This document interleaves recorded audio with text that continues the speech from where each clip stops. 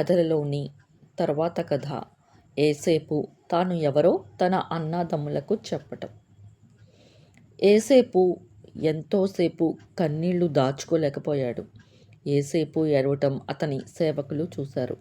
వారిని తన గదిలో నుంచి బయటకి పంపి ఆ తరువాత ఏసేపు తాను ఎవరో తన అన్నదమ్ములకు చెప్పుకున్నాడు.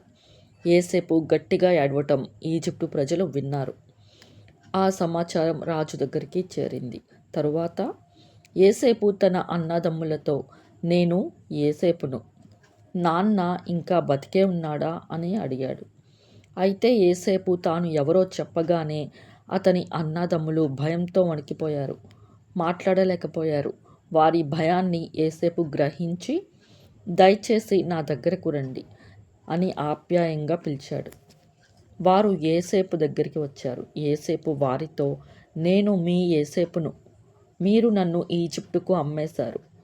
నన్ను అమ్మినందుకు విచారపడకండి. మిమ్మల్ని మీరు తిట్టుకోవద్దు.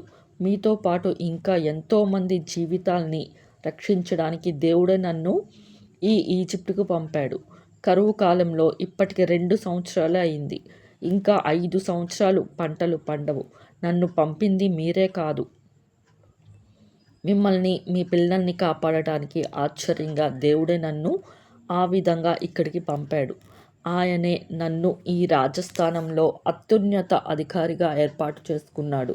ఇప్పుడు ఈ దేశాన్నంతటిని నేనే పరిపాలిస్తున్నాను. ఇప్పుడే మీ నాన్న దగ్గరికి వెళ్ళి, నీ కుమారుడు ఏసేపు ఇలా చెప్పాడని చెప్పండి. దేవుడు నన్ను ఈజిప్టు దేశం నుంచి అంతటి మీద అధికారిగా ఉంచాడు కనుక అక్కడ ఉండవలసిన అవసరం లేదు. గోషేను దేశానికి వచ్చి అక్కడ నివసించండి. అక్కడైతే మీరంతా నాకు దగ్గరగా ఉంటారు. మీ పిల్లల్ని, మనవల్ని, మనవరాల్ని, గొర్రెల్ని, మేకల్ని, ఇంకా మీకున్నవన్నీ ఇక్కడికి తీసుకొని రండి. నేను మిమ్మల్ని చూసుకుంటాను. కరువు ఇంకా 5 సంవత్సరాలు ఉంది. నా రక్త సంబంధులు, వారి పశువులు ఆకలితో బాధపడటం చూస్తూ ఉండలేను అన్నాడు. ఏసేపు ఇంకా మాట్లాడుతూ, ఇప్పుడు మీరంతా నన్ను చూశారు కదా. బెన్యామీను, నీవు కూడా నన్ను చూశావు. నేను మీ ఏసేపునని మీరు తెలుసుకున్నారు. ఈజిప్టులో నేను గొప్ప స్థితిలో ఉన్నట్లు నాన్నకు చెప్పండి. మీరు చూసినవన్నీ ఆయనతో చెప్పండి. మీరు తొందరగా వెళ్ళి నాన్నని ఇక్కడికి తీసుకుని రండి అంటూ ఏసేపు తన అన్నదమ్ములను తొందరపెట్టాడు. ఏసేపు తరువాత తమ్ముడు బెన్యామీను దగ్గరికి తీసుకొని అతని భుజం మీద తలవాల్చి ఏడ్చాడు. తనను హత్తుకొని ఏడుస్తున్న అన్నను చూసి బెన్యామీను కూడా ఏడ్చాడు. ఇలా ఏడుస్తూనే ఏసేపు తన అన్నదమ్ములను ఒక్కొక్కరికి కౌలించుకొని ముద్దు పెట్టుకున్నాడు. ఆ తరువాతే అన్నదమ్ములు ఏసేపుతో మాట్లాడటం ఆరంభించారు. ఏసేపు అన్నదమ్ములు వచ్చారన్న సమాచారం రాజమందిరానికి పాకిపోయింది. అది తెలుసుకొని రాజు, మిగతా అధికారులు చాలా సంతోషించారు. రాజు ఏసేపుతో ఇలా అన్నాడు, మీ సోదరుల్ని, వారి గాడిదల్ని ప్రయాణానికి సిద్ధం చేసి కానాను దేశం వెళ్ళమని చెప్పు.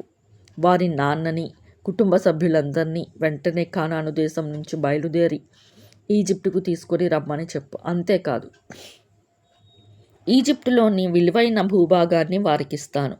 ఏసేపు అన్నదమ్ములు ఈజిప్టు వదిలి కానాను దేశంలో ఉన్న వారి నాన్న యాకోబు దగ్గరికి వెళ్ళి, నాన్న, ఏసేపు బతికే ఉన్నాడు. అంతేకాదు, ఏసేపు ఈజిప్టు దేశం అంతటినీ పరిపాలిస్తున్నాడు అని చెప్పారు.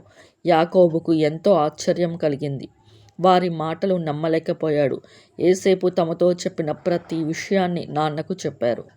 తనకు, తన ఇంటి వారందరినీ, పశువుల్ని ఈజిప్టుని తీసుకొని పోవడానికి ఏసేపు పంపిన వాహనాన్ని చూసి ఆశ్చర్యపడ్డాడు. ఆ సమాచారం నిజమే అని యాకోబు నమ్మాడు. అప్పుడు యాకోబు, నా కుమారుడైన ఏసేపు ఇంకా బతికి ఉన్నాడా? అయితే నేను దేవుణ్ణి కోరేది ఒక్కటే, నేను చనిపోకముందు నా ఏసేపును చూడాలి అని అన్నాడు. యాకోబు కుమారులు వారి భార్యల్ని, నాన్న యాకోబును, చిన్నపిల్లలను వాహనంలో కూర్చోబెట్టి వారి పశువులను, సర్వ సంపదను తీసుకొని ఈజిప్టులో ఉన్న ఏసేపు దగ్గరికి వచ్చారు.